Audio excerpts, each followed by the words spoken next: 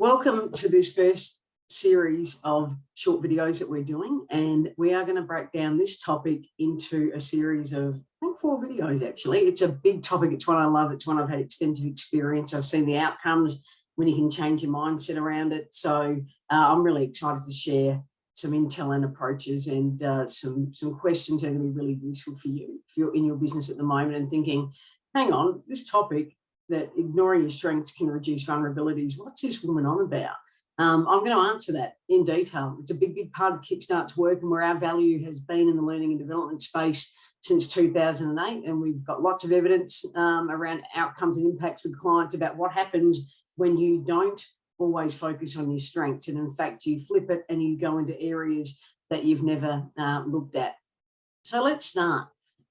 We're always taught and have been taught to always focus on our strengths. And I want to say first up, I'm not saying don't ever look at your strengths, don't nurture your talent within that. But what I am saying is that we can create exponentially different business and careers and impact within our community if we start to learn, and it's a learned skill, gain the knowledge and resources and processes around how to not always focus on strengths, but change the way that we plan our response to skill gaps, threats and risk within our organisation or within our own career, if that's what is relevant to you.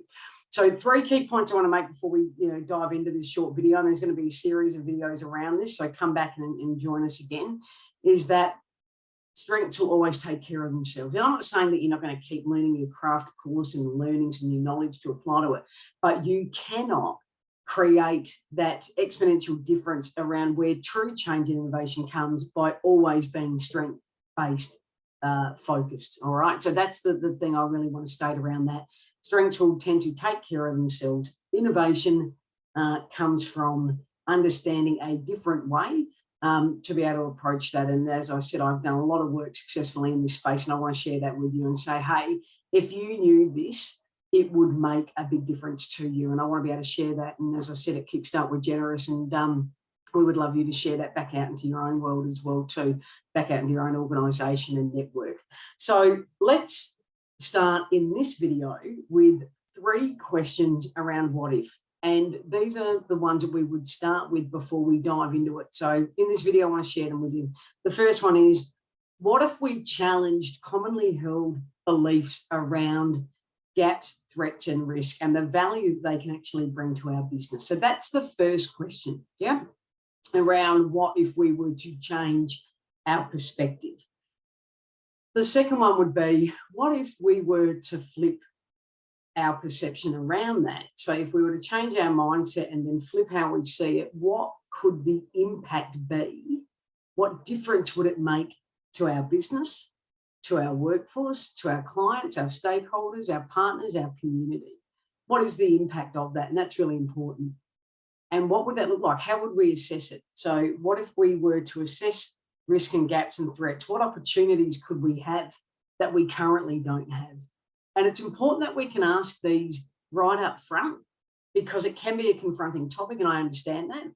It can be challenging. It gets you to stretch your thinking. You don't think in normal ways, and now is not a time to think like everyone else, right? So I'll show you evidence around that too, and what that's meant and how to do that as we work together in these short videos and across other learning if you want to take a deeper dive.